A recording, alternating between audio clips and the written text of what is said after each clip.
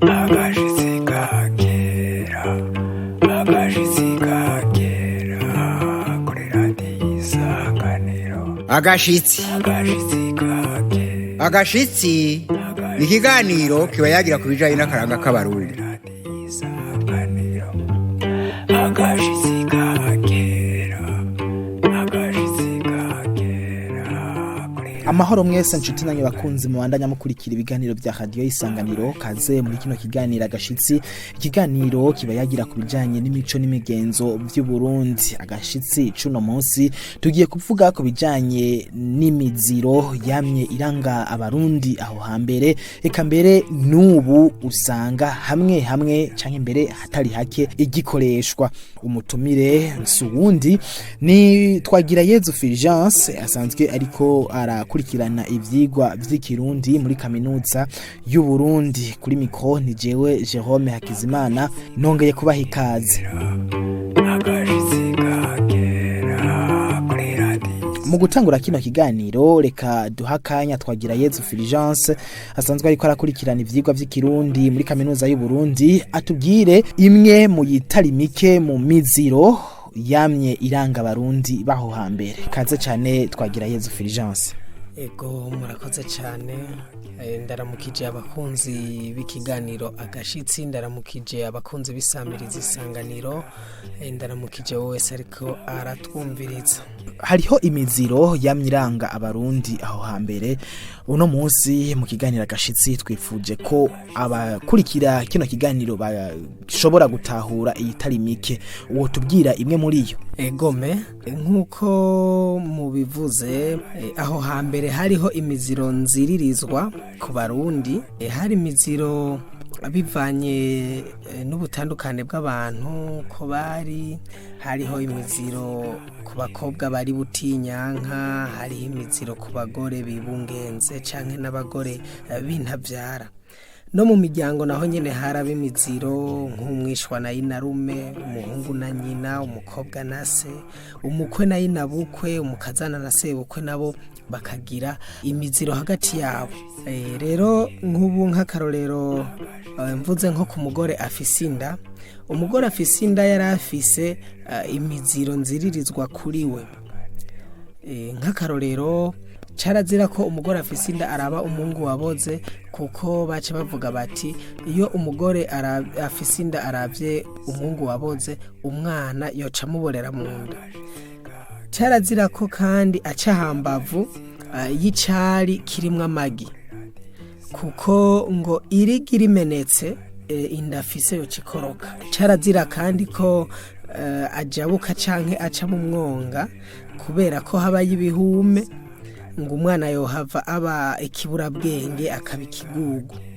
Ivyo vyose rero cari kizira kuwo mukenyezi yibungenze. Rero n'umugore atavyaye nawe nyene yari afise imiziro. Nk'akarorero carazira yuko aja gusoroma imisoma kwiyogira itarama imyungu, kubera yuko atahetse ngo avyare. Iryo yogi naryo ntiryokwama kw'imyungu.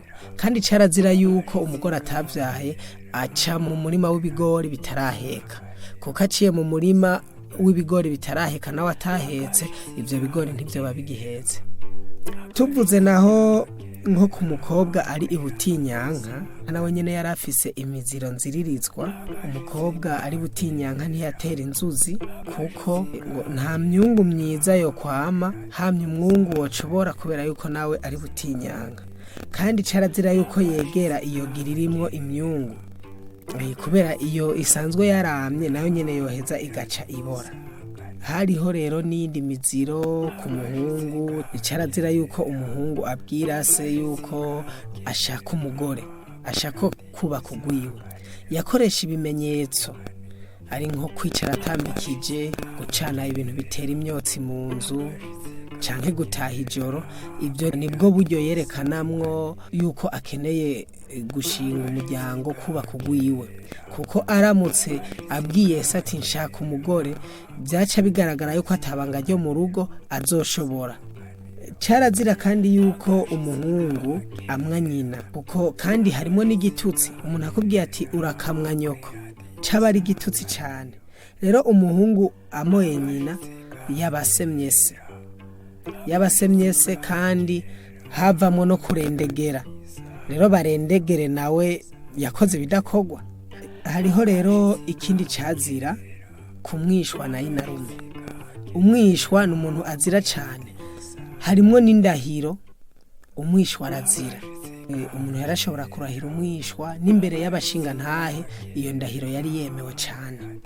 Rero umwishwa inarume carazira yuko ashobora no kumuterura atamuhaye nk'akantu amugabiye, akamuha nk'ikintu c'ingabire kugira ngo ashobore kumuterura, kuko aramutse amuteruye canke akamukora ko atakintu yamuhaye, inarume yaca agugumwa akaguma ajugumira mu maboko. Ivyo navyo bigaca bigira ingaruka mbi nk'iyo bamuhaye nko gusuka nk'inzoga, ayisukira abagabo ntiyashobora gutumbereza mu rubaya kugira ngo asuke inzoga neza. Ivyo byose urumva yuko byaca biheza bikamukura mu bagabo. Ari naho rero havuye n'indahira ngo umwishwa arazira. Umwishwa rero ni kizira cyane kuko ahumira inarume. N'inzu y'umwishwa rero carazira kuyinjira. Ntiwashobora kwinjira mu nzu y'umwishwa kubera ko inarume w'umuntu atacamuvako ngo yinjiye mu iyo nzu nta matungo yayitumbera, kuko ba inarume ataco batanga. Inarume w'umuntu bafata yuko atakimuvako atacashobora guha umwishwa, bafata yuko aramutse yinjiye mu nzu y'umwishwa atamatungo azoyitaha, kandi yuko atanuruvyaro ruzoyitaha, kuko murazi hariho nahavuye ijambo canke umwibutso abantu benshi bakavuga bati natashe nk'uvuye kuragirira inarume. Iyo waragiriye nyokorome nta kintu wahakura, wagenda imbokoboko atakintu utwaye, nta kintu waronka. Ni nayo mpamvu rero baca bavuga bati umwishwa arazira kuko arahuma, na inarume w'umuntu nawe nyene arahuma yinjiye mu nzu. Vyaca bisigura yuko iyo nzu atamatunga azotaha muri iyo nzu. Hariho ikindi rero cazira hagati y'umukwe na inabukwe. Umukwe carazira yuko asangira na inabukwe, ari gusangira ivyo kurya, gusangira inzoga, gusangira itabi, ngo yohava aca amusigariza. Rero iyo umukwe asigarije inabukwe, uwo inabukwe akarya ivyasigajwe n'umukwe wiwe, bavuga ko acaba umubwigiri. Amaze kuba umubwigiri rero urumva yuko vyoca bimwambika ibara mu bantu. Carazira rero yuko bashobora gusangira kukwanka yuko ashobora kumusigariza. Iyo rero abaye umubwigiri ni hamwe atazoba cicara mu bantu, kuko ahari bishitse akabwigiza kubera yuko yasigarijwe n'umukwe, urumva yuko vyaca bimukura umutamana, bikamukura iteka, bikazotuma adashobora kuza arashika aho abandi bantu bari. Kubwigiza ku batabizi wabasigurira ko ari iki? Kubwigiza ku batabizi biragaragara nko ku muntu aba yariye byinshi canke agwaye mu nda, ukuntu ashobora guhema kugira ngo yitezurire. Ku mukazana na sebukwe, umukazana na sebukwe nabo nyene bari bafise ikizira. Umukazana na sebukwe nabo bari bafise ikizira. Harimo ikizira kuko ico kizira iyo barinze bakirengako vyaca bigaragaza iyindi shusho yuko uwo mukazana atakira umukazana hagati yawe na sebukwe. Vyaca vyerekana yuko nk'umukazana yoba yaramaze kwikazanura, bikerekana neza na neza yuko sebukwe yoba atera n'intobo. Nk'akarorero, umukazana ntiyashobora kwicarana na sebukwe ngo bayage, ntivyashoboka. Barinze rero bicarana canke ugasanga bariko barasangira, ahari sebukwe w'umuntu umukazana ntiyashobora kuhegera, batari kumwe n'umugabo wiwe canke inabukwe nawe nyene ahari. Ariko ari babiri ukabona bari mu kanywa babo bariko barayaga ari babiri, vyaca bitanga iyindi nsiguro. Muri make vyarashobora kwerekana yuko uwo mukazana yubatse ingo zibiri. Hariho n'ibindi bijanye kumbure no kwinjira inzu y'uyu nuriya. Mwavuze inarume yinjira mu nzu y'umwishwa, ibindi bijanye no kwinjira mu nzu z'uyu nuriya kizira nibi.